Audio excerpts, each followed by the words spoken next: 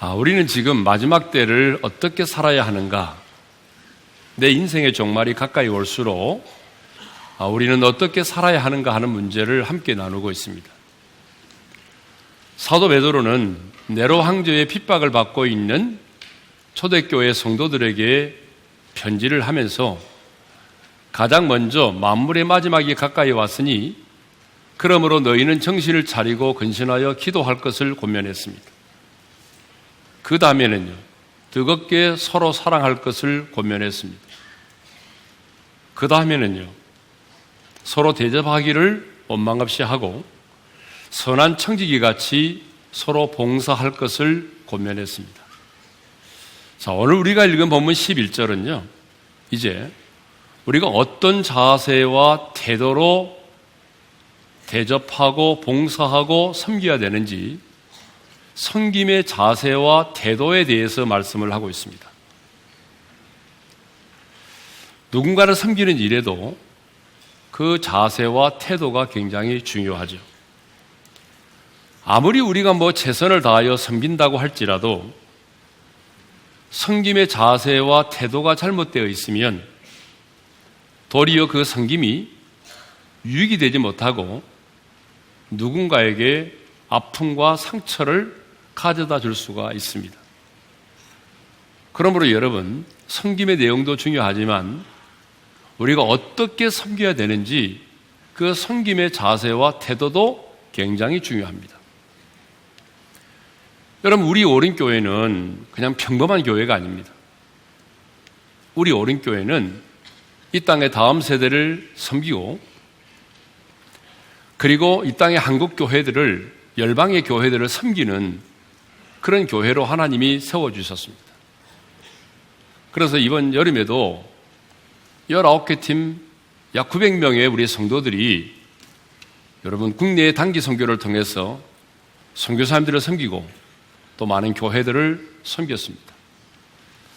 뿐만 아니라 우리 교회는 다니엘 기도회, 그리고 꿈이 있는 미래, 꿈미, 프렌즈, 아이도스, 스탠드폼, 올인, 3월 리조이스, 포유, 그 밖에도 영원 초중고등학교와 가평에 있는 오륜 비전 빌리지 수양관을 통해서 또 한국교회를 섬기고 있습니다.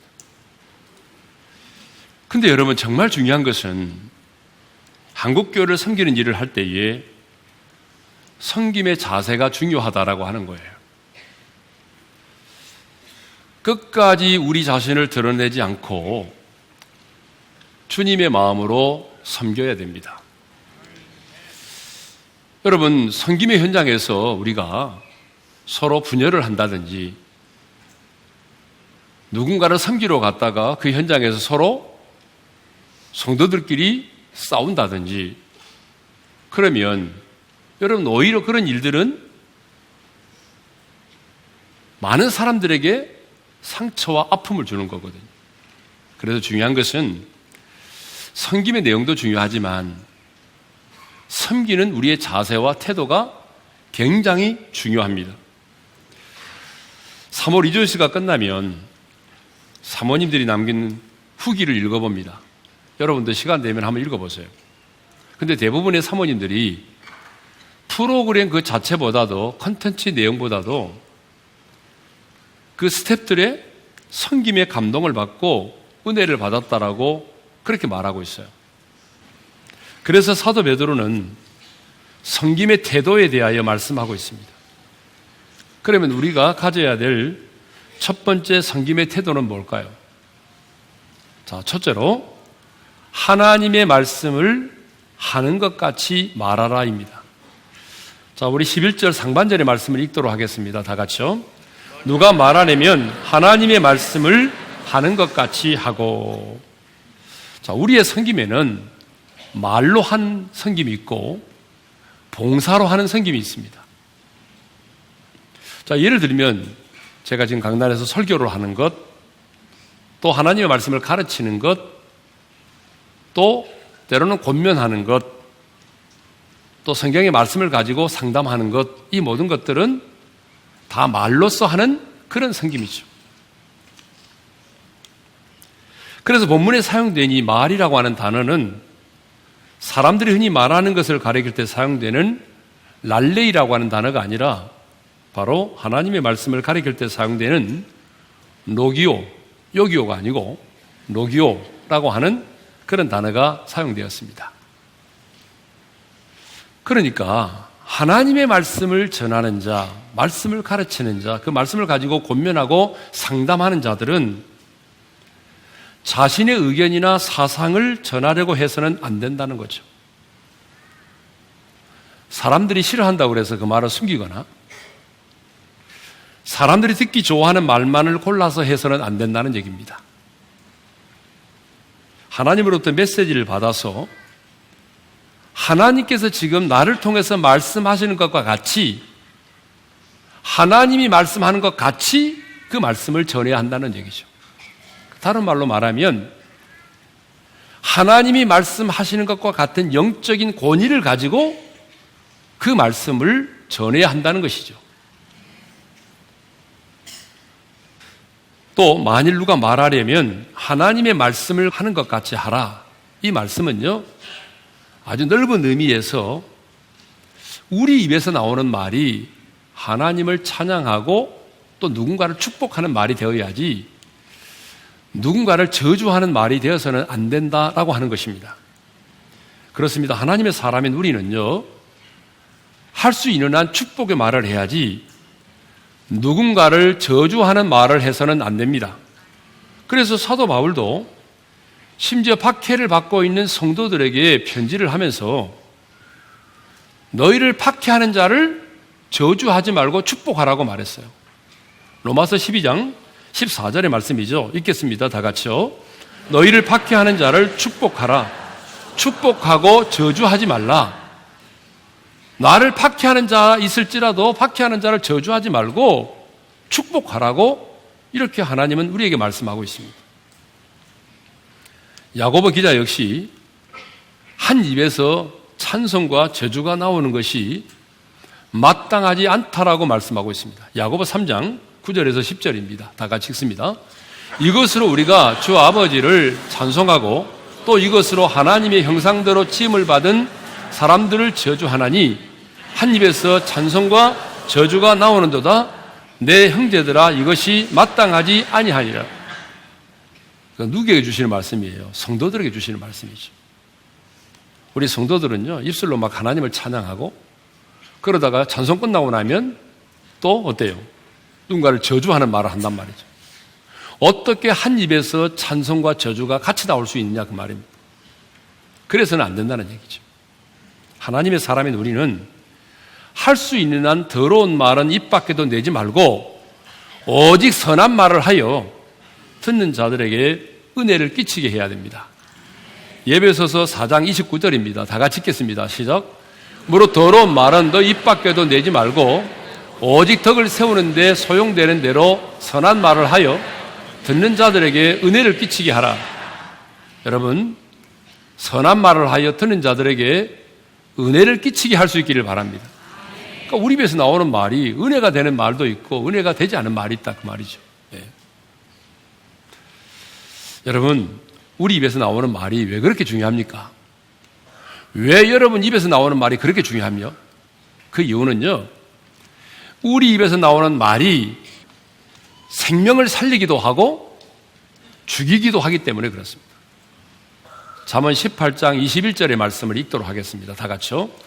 죽고 사는 것이 혀의 힘에 달렸나니 혀를 쓰기를 좋아하는 자는 혀의 열매를 먹으리라. 죽고 사는 것이 어디에 달렸다고 말해요? 혀의 힘에 달렸다고 말하잖아요. 그러니까 우리 입에서 나오는 말이 그렇게 중요하다 그 말이죠. 여러분, 우리 입에서 나오는 말에는요, 세 가지 능력이 있다고 그럽니다. 첫째로 우리 입에서 나오는 말은 각인력이 있어요.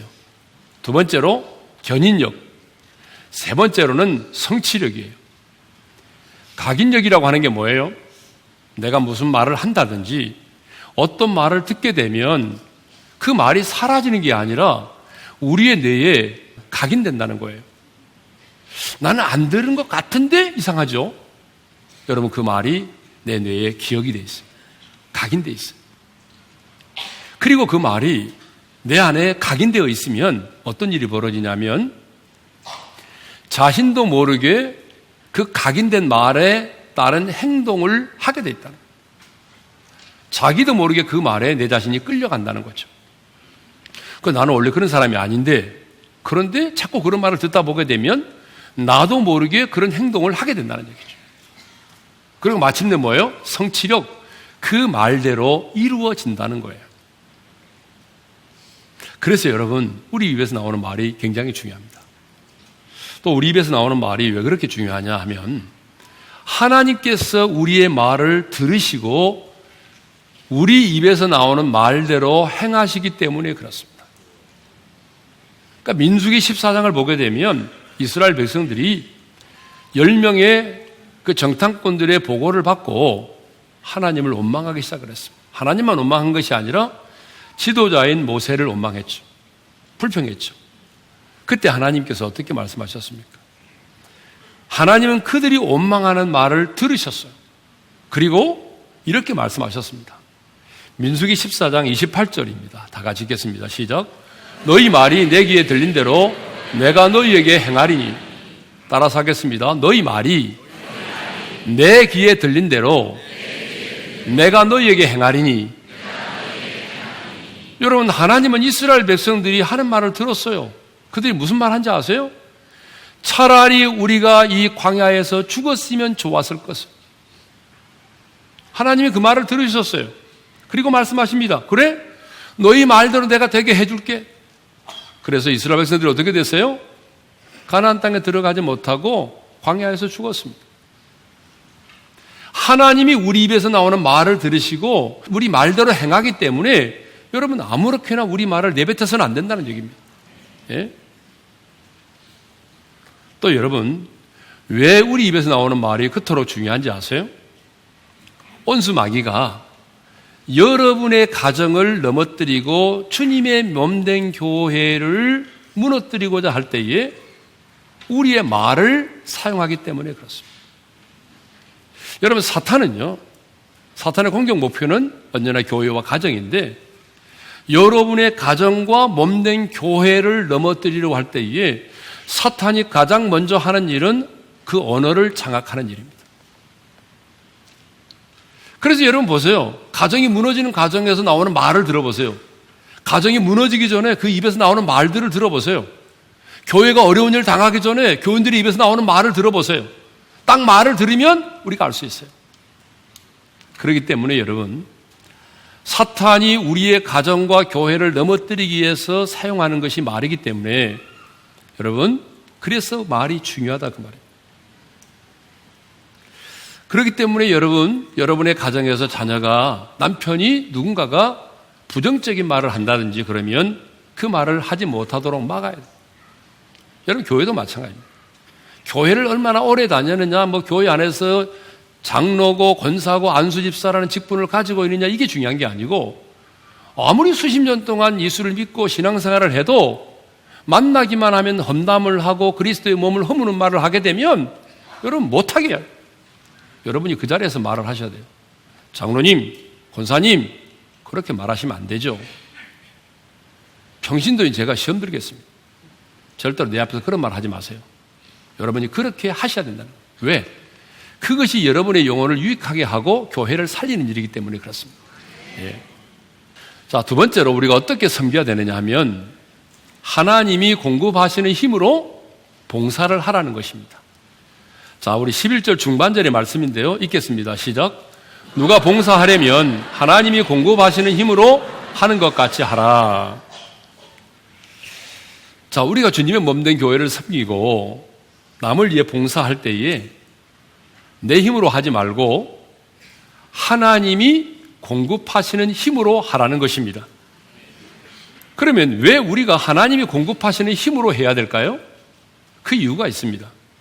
그것은 하나님이 공급해 주시는 그 힘으로 감당을 해야 내가 낙심하지 않고 지속적으로 끝까지 그 사역을, 그 섬김의 사역을 감당할 수 있기 때문에 그렇습니다. 그러니까 이 말은 다른 말로 말하면 하나님이 공급해 주시는 힘이 아닌 내 힘과 내 능력으로 감당하려고 하게 되면 여러분 시험에 들고 실족하고 중도에 포기할 수밖에 없다라고 하는 거예요. 네. 그래서 바울도 그런 말을 했잖아요. 선을 행하다가 낙심하지 말라. 여러분 왜 선을 행하다가 낙심합니까? 선을 행하는 일이 하나님 보시기에도 좋고 내 영혼에도 유익되지만 그러나 선을 행하다 보게 되면 어때요? 낙심케 되는 일이 많거든요. 그래서 우리 주변에도 보게 되면 섬김을 시작했다가 중간에 그만두는 일이 얼마나 많습니까? 선을 행하다가 낙심하고 포기해버리는 분들이 얼마나 많습니까?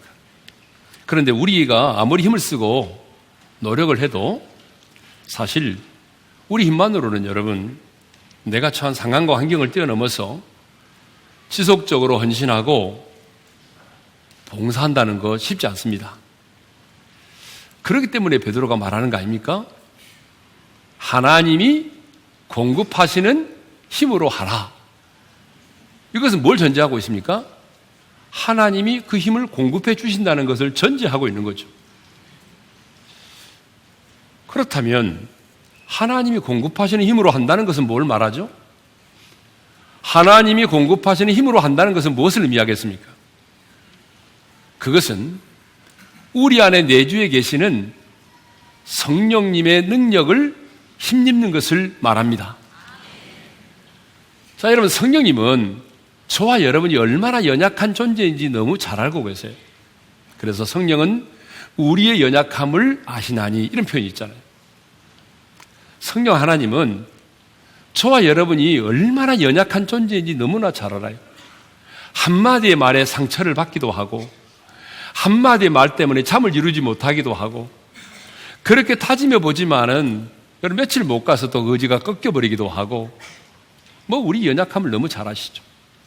그래서 성령님은 그 우리 연약함을 아시기 때문에 저와 여러분의 그 연약함을 도와주기 위해서 오셨어요.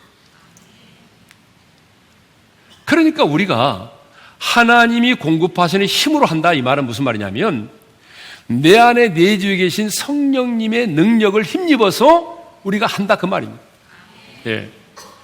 그래서 사도 바울도 빌립보서 3장 3절에서 이렇게 말하고 있어요. 다 같이 읽겠습니다. 시작. 하나님의 성령으로 봉사하며 무엇으로 봉사하라고 그랬어요? 하나님의 성령으로 봉사하라고 그랬잖아요. 그렇습니다, 여러분. 그러니까 성령의 능력으로 우리가 봉사를 해야 시험에 들지도 않고 실족하지도 않고 오래 할 수 있습니다. 여러분 참 누군가를 봉사하고 누군가를 섬기고 또 봉사한다고 하는 건 쉬운 일이 아니거든요. 여러분 예를 들어서 주차 요원으로 한 20년 동안 여러분이 봉사했다고 생각해 보세요. 우리 교회는 실제로 그런 분들이 계시거든요. 그거 얼마나 힘든지 아세요? 주차하다가 막 뺨 맞은 분도 계시고, 예. 그 지하에서 막 먼지를 들이마시면서 봉사를 해야 되잖아요. 그런데 그런 어려움이 있지만은 하는 거예요. 인간의 힘으로는 못 하는 거죠. 그래서 성경은 뭐라고 말합니까? 하나님이 공급하시는 힘으로 하라고 말하죠. 자, 그러면 하나님이 공급하시는 힘으로 한다는 게 뭐라고 그랬어요? 성령의 능력을 힘입는 거라고 그랬잖아요. 그러면 성령의 능력을 힘입기 위해서는 어떻게 해야 되죠? 하나님과 친밀해져야 돼요. 하나님과 친밀하려면 어떻게 해야 되죠? 기도의 무릎을 꿇어야 되죠. 그러니까 결론은 뭐예요? 내가 무릎을 꿇어 기도해서 성령의 충만한 기름 부음을 받고 성령의 능력으로 내가 그 일들을 감당해내는 것입니다. 여러분 어떻게 섬겨야 됩니까? 하나님이 공급하시는 힘으로 봉사할 수 있기를 바랍니다. 저는 우리 교회 성도들이 누군가를 섬기고 봉사할 때에 성령님의 능력으로 하나님이 공급해 주시는 그 힘과 능력으로 맡겨준 그 사역들을 감당하시고 섬길 수 있기를 주님의 이름으로 축원합니다. 자, 그러면 이제 마지막으로 섬김의 목적에 대해서 살펴보도록 하겠습니다. 자, 11절 하반절을 읽도록 하겠습니다. 다 같이요. 이는 범사에 예수 그리스도로 말미암아 하나님이 영광을 받으시게 하려 함이니 그에게 영광과 권능이 세세에 무궁하도록 있느니라. 여러분 왜 우리가 뜨겁게 서로 사랑해야 됩니까? 왜 우리가 서로 대접하기를 원망 없이 해야 됩니까? 왜 우리가 선한 청지기 같이 서로 봉사해야 됩니까? 왜 우리가 말하려면 하나님이 말씀하시는 것 같이 해야 됩니까? 왜 하나님이 공급하시는 힘으로 봉사를 해야 됩니까? 그 이유가 뭐죠? 이렇게 시작되죠. 이는이라는 말이 무슨 말이에요? 바로 그 이유는 범사의 모든 일에 예수 그리스도로 말미암아 하나님이 영광을 받으시게 하기 위함이다. 그러니까 여러분, 우리의 섬김의 궁극적인 목적이 뭐예요? 예수 그리스도로 말미암아 하나님이 영광을 받으시게 하는 데 있습니다. 왜 우리가 자신을 희생하면서까지 섬기는 일을 해야 됩니까? 그 이유는 바로 하나님이 영광을 받으시도록 하기 위해서입니다. 왜냐하면 우리에게 은사를 주신 분이 누구죠? 하나님이시잖아요. 우리에게 섬길 수 있는 기회를 주신 분이 누구죠? 하나님이시잖아요. 하나님께서 우리에게 힘을 주시고 하나님께서 우리에게 건강도 주시고 하나님께서 우리가 물질을 주셨기 때문에 여러분, 우리의 최종의 섬김의 목적이 뭐예요? 그 하나님을 영화롭게 하는 것입니다. 그러므로 우리는요, 하나님을 영화롭게 하기 위해서 섬김의 사역을 감당을 해야 됩니다. 나를 세우고 나를 드러내기 위해서가 아닙니다. 그런데 가끔 보게 되면 봉사하시는 분들 가운데 자신의 수고를 몰라준다고 서운해하고 섭섭해하는 분들이 많이 계세요. 어떤 행사가 끝나고 나면 자신의 이름을 거명해 주지 않았다고 시험에 드는 분들이 계시거든요. 얼마나 유치한지 모릅니다. 여러분, 그런 유치한 성도가 되지 않기를 바랍니다. 그러나 하나님께서 우리에게 은사를 주시고 힘을 주신 것은 뭐 내 이름을 내고 다른 사람에게 그것을 자랑하고 자신을 과시하기 위해서 주신 것이 아닙니다. 하나님의 영광을 위해서 사용하도록 하나님이 우리에게 주신 것입니다. 그래서 바울은 고린도서 10장 31절에서 이렇게 말하고 있습니다. 그러니 너희가 먹든지 마시든지 무엇을 하든지 다 하나님의 영광을 위해서 하라. 예. 사람의 제일 되는 목적과 본분은 하나님을 영화롭게 하며 영원토록 그를 즐거워하는 데 있습니다. 그런데 많은 사람들이요, 대단한 업적을 이루고 대단한 어떤 성취를 이루고 대단한 봉사를 해야만이 하나님이 영광을 받으실 것으로 착각을 하고 있습니다. 그런데 여러분, 절대로 그렇지 않습니다. 오늘 바울이 말한 말을 다시 한번 새겨봅시다. 뭐라고 말합니까? 먹든지 마시든지 무엇을 하든지 하나님의 영광을 위해서 하라고 그랬죠. 여러분, 이 말씀을 잘 보세요. 먹든지 마시든지가 뭐예요? 우리 일상의 평범한 삶을 얘기하는 거예요. 우리 일상의 평범한 삶 속에서도 얼마든지 우리는 하나님께 영광을 돌릴 수 있다, 그 말이에요. 내가 뭐 엄청난 위대한 업적을 남겨서만 하나님께 영광을 돌리는 게 아니에요. 내가 길거리 지나가다도 파지를 줍는 그런 할머니, 할아버지를 이어가를 끌고 나갈 때 힘들어하면 여러분 뒤에서 좀 밀어주면 그것도 뭐예요? 하나님이 보시기에 영광을 받으시는 거 아니겠어요? 여러분, 어려운 게 아닙니다. 예? 내가 얼마나 많은 지식을 가지고 있느냐 묻지 않습니다. 하나님은 네가 얼마나 많은 물질을 소유하고 있느냐 묻지 않습니다. 오늘 하나님이 저와 여러분에게 물으시는 것은 네가 얼마나 내가 공급해주는 그 힘으로 그 일을 감당하고 있느냐, 아니 얼마나 나를 영화롭게 하는 삶을 살고 있느냐. 주님, 이것을 우리에게 물으십니다.